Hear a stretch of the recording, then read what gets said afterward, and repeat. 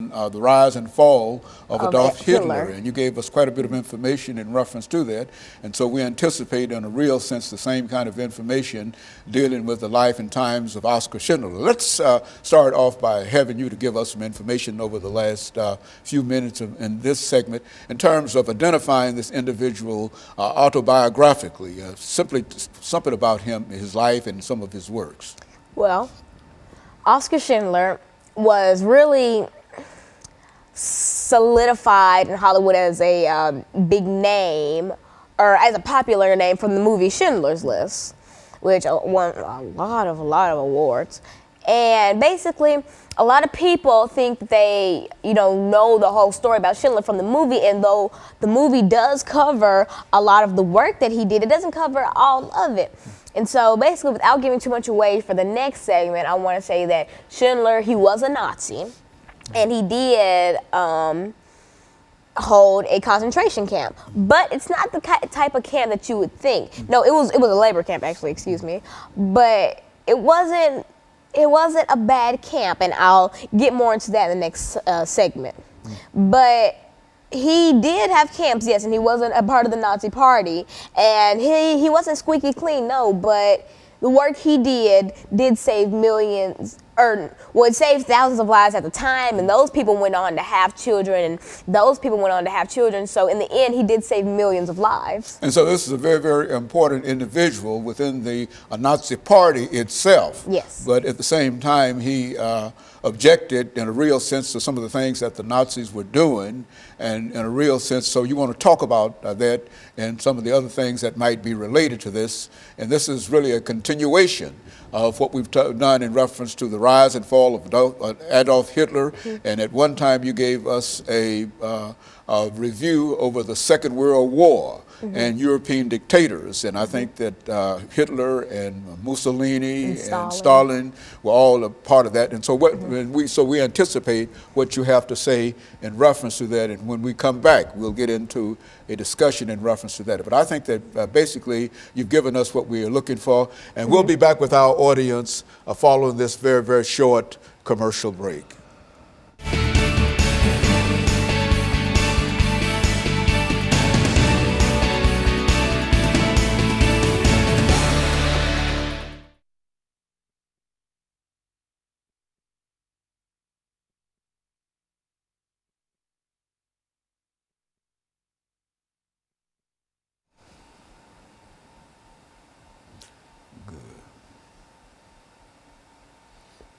God, that's over.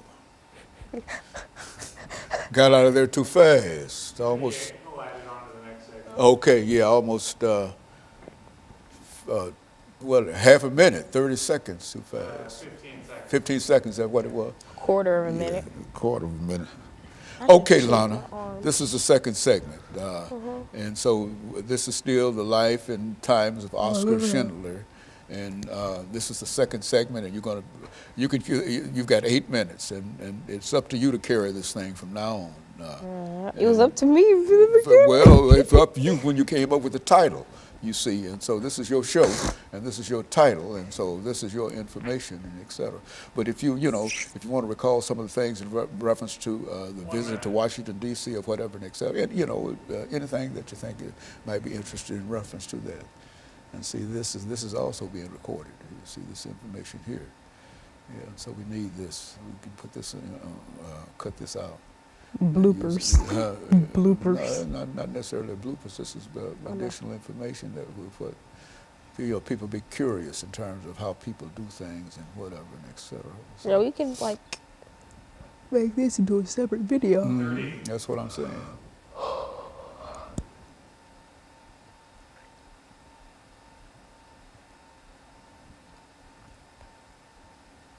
And so we've got 8 minutes and 10 seconds. Okay, now see, okay, very good. Let's take 10 seconds.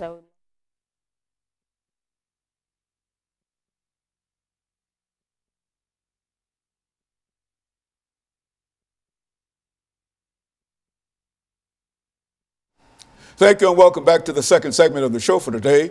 We're talking to Alana McLaughlin, and she's giving us some information in reference to the life and times of Oskar Schindler. And of course, Alana, let's pick up where we left off during the first segment, and to have you to continue dealing with this information in reference to Oskar Schindler and the part that he played in reference to the Second World War as well as to the Holocaust itself.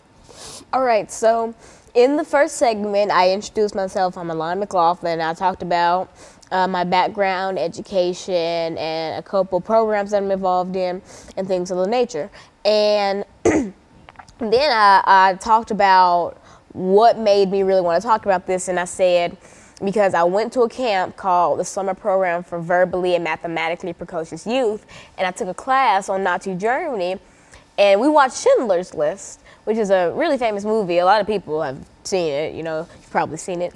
And after watching the movie, we went to the Holocaust Museum in Washington, D.C., and I learned more about Schindler, and when I got home, I started to read about him and read about all the great things that he did, and I realized, you know, a lot of this information a lot of people don't know, and so I decided to make that the topic of the show today.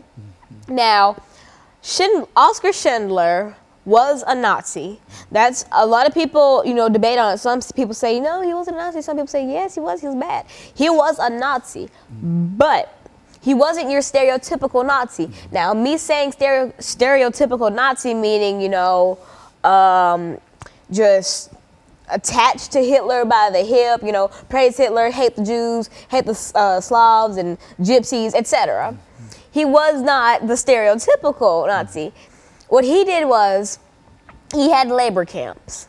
And that's another thing that a lot of people debate on. Some people say that he didn't, and some people say that he did. He did.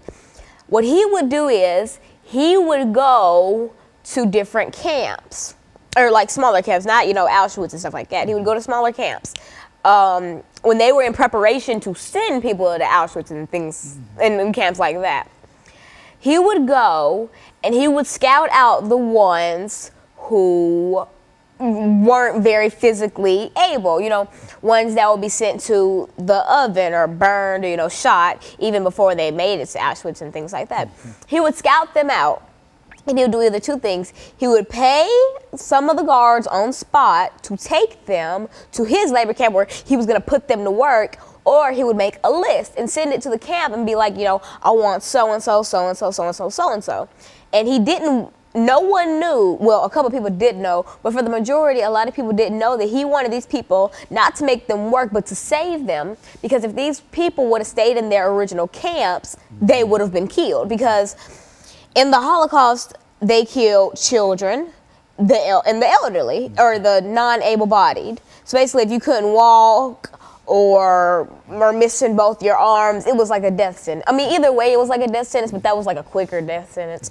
And so he scattered out these people, and he sent them to these camps where they were going to make bullets. And why I put that in the little quotation marks is because they didn't make bullets. He bought bullets from out of country, had them shipped in, and when his fellow Nazis would come and inspect the camp, he would arrange a plan with the people who were in his camp at the time, and he would say, okay, pretend like you're making a bullet, and then they would sell them to you know, whoever, and they would be used during the war. Well, they were supposed to be making these bullets. These bullets they weren't making, they were buying. And also, I think some of the bullets didn't work, but I'm not sure on that, but I do think that some of them that was his cover in a real sense in terms of that was his disguise. And the reason he was a part of the Nazi party was he wanted to also use that as a part of his disguise, because, you know, who would think that a Nazi was trying to help the Jewish people? And so doing that, he saved thousands and thousands of lives. And basically, when the war was over and done, they were killing off people who had concentration camps for, or they were charging them for, you know, crimes against humanity. And, you know, Stalin, all those people and etc. They were killing off those people, or they were charging them with crimes against humanity. And most were killed, you know, hung, shot, etc. And so Schindler, thinking that they were going to charge him with crimes against humanity, fled the country. He fled, and he lived a very, very closed life. Well, at first, when the war was over, he had no money. That was a big part. So, his wife divorced him. I think it was after the war, and so it was basically on his own. At first, he would stay in houses in New York with relatives, and the people he saved would send, fruit baskets and etc. And that's what he lived off of for a time, up until the fruit baskets and all that, became very scarce. And so when he stopped, living off of gifts and fruit baskets, he still lived with relatives. He had a very small life, and he came to New York and, lived with the relatives up until his death. And now when Schindler died, something very, very beautiful happened when he died. And you see this in the last part of Schindler's List.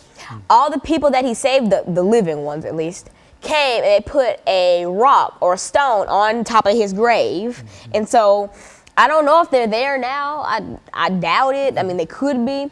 But if you go there or look up a picture, you'll see all these stones across his grave, and that's a stone for each life that he saved. And you also see in the end of the movie his wife and, some of the children that he saved and things like that. And so you see all these little stones, and that's just like that's what made me cry in the end, because I usually don't cry in movies, but that part really brought me to tears, because these people had such a great admiration for this man, because he saved their life, their mother's lives, their children's lives, and he made so many lives today possible by the goodness of his heart.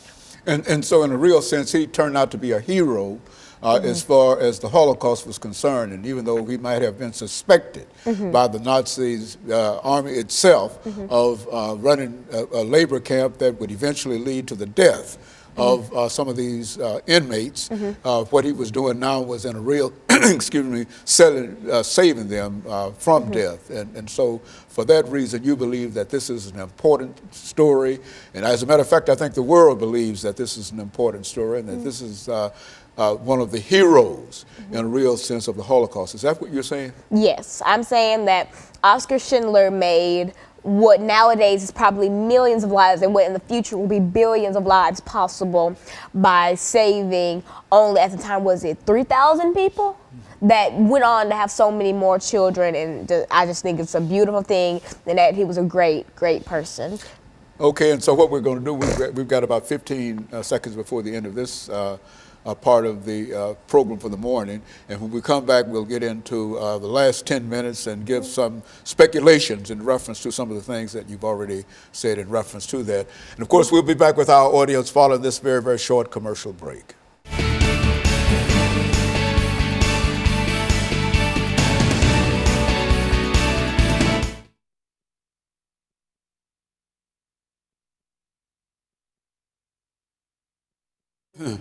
Okay, you ready for this last 10 minutes? Yeah.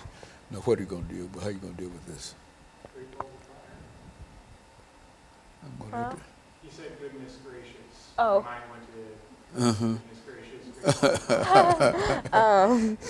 How am I going to do it? I'm going to just kind of recap for people just tuning in, like a little recap. And then talk about why I think Schindler was a great person and things like that, and, my commentary. Yeah, okay. Like I usually do. And you can do that for 10 minutes. Yeah, I could do that for 20. Well, just give me the best of your the first 10 minutes. Don't do it. Yeah. You're doing all right. You're doing an excellent job.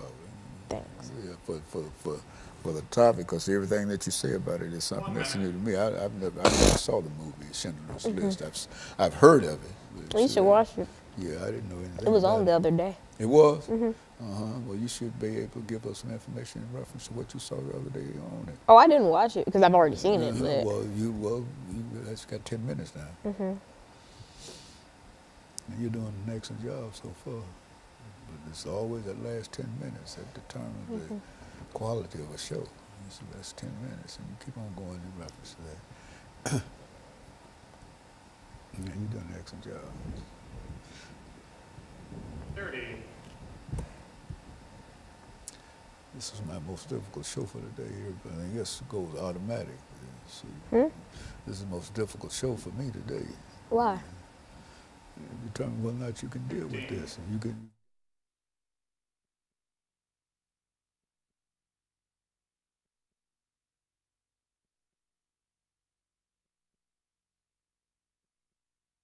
Thank you and welcome back to the final segment of the show for today.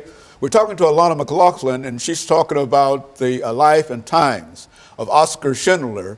And she's given us some excellent information. And Alana, let's see if we can pick up where we left off for this final segment to sort of wrap Schindler up in reference to some of the other individuals that you think play a significant role in reference to the Holocaust, as well as some of the things. For example, I think you've mentioned a lot about Anne Frank and some of the other individuals who were important in terms of the Holocaust. And so let's do it from that perspective.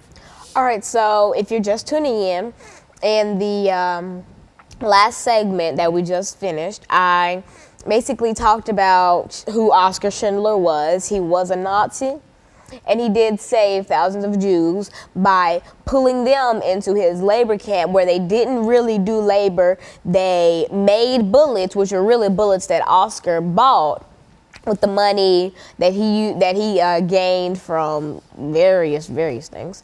But basically, he bought these bullets, you know, sold them off thinking that they were Jewish made, but really they weren't. They were made somewhere out of country, I believe. But basically, when the war was over, you know, Schindler, he at first fled the country thinking that he was going to be charged and killed for crimes against humanity. But he wasn't. And so he then came to New York where he stayed with relatives. You know, a lot of people that he saved would send in fruit baskets, gifts, and foods, and that's what he lived off of, considering the fact that he was poor.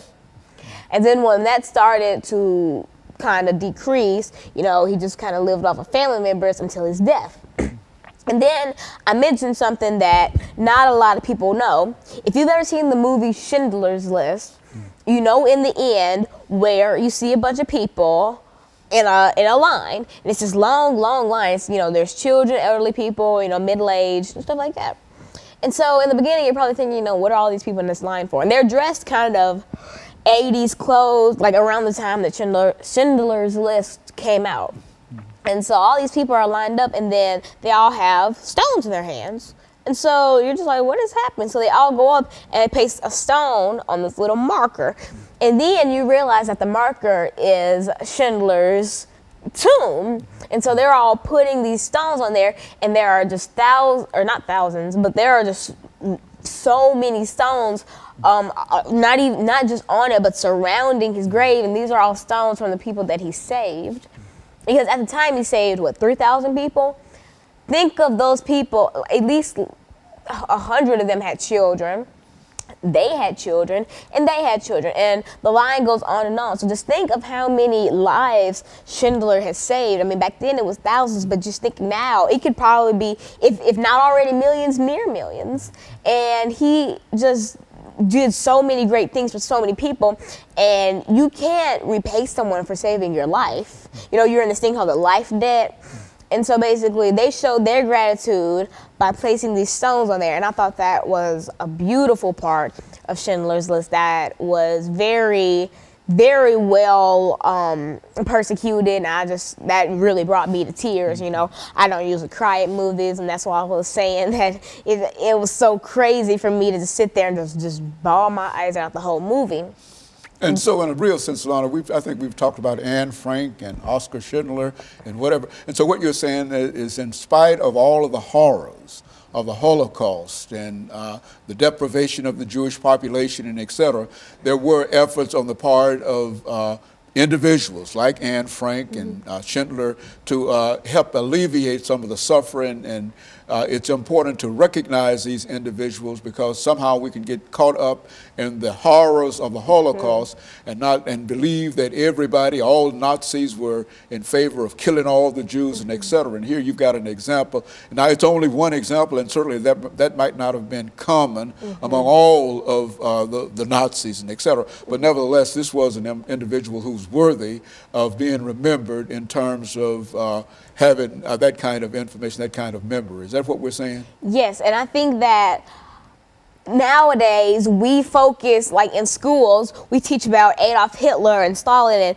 the bad part of, you know, European dictators and things like that, but we don't focus on the fact that through all this horror, there were little rays of light, like Oscar Schindler, who showed us that looks are deceiving, because if you just looked at Oscar Schindler, you would think that he was a trigger-happy, money-craving, drunky Nazi, and that's